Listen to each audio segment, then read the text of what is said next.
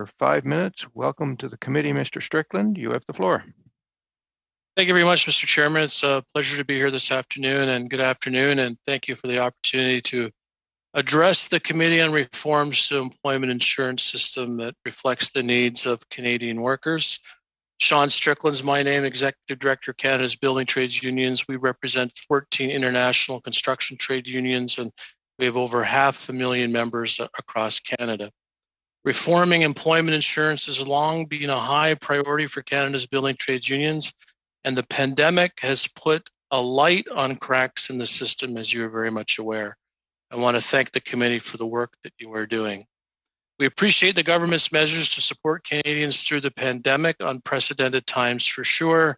The recent extensions of benefits through the budget, Canada Recovery Benefit, Canada Emergency Wage Subsidy, and extending sick leave will help workers through this unprecedented time. We're also encouraged by the announcement we heard from the province of Ontario today in terms of paid sick days, and we are looking forward to the successful rollout of that program, as well as it will help our members deal with the pandemic. The construction industry accounts for 6% of Canada's GDP, and the industry has been a key player in keeping the economy going during the pandemic. However, industry employment is down from pre-pandemic levels, with unemployment nationally at 8% and much higher in certain regions of the country.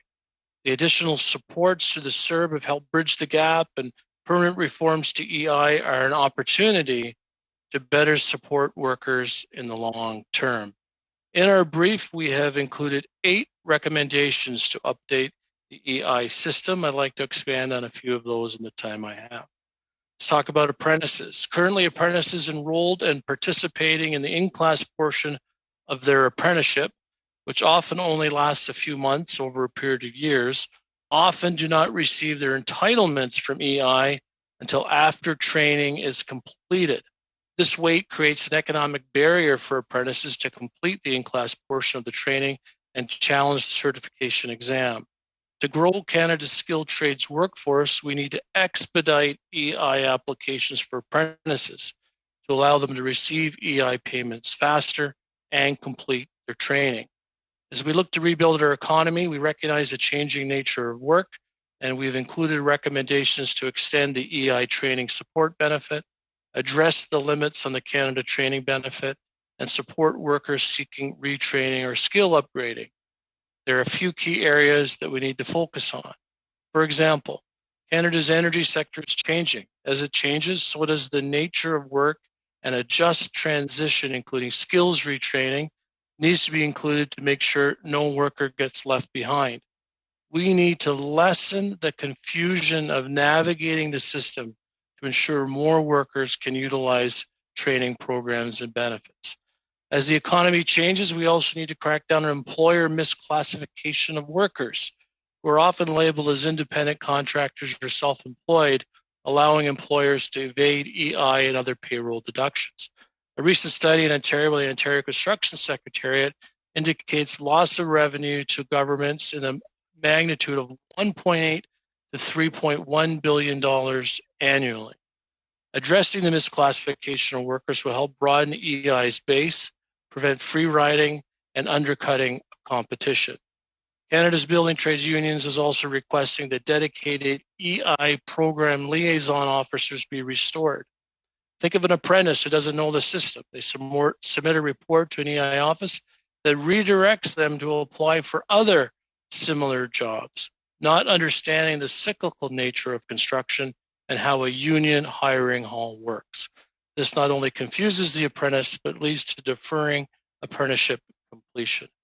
CBT recommends that each of Canada's 4 regions has its own liaison officer who can understand specific issues pertaining to the region and the building trades.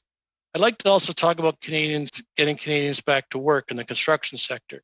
There's a private members bill in the House, Members Bill C-275, which will help get workers back to work across Canada. Unlike many careers, construction is temporary in that you build a project, complete it, and then move on to the next.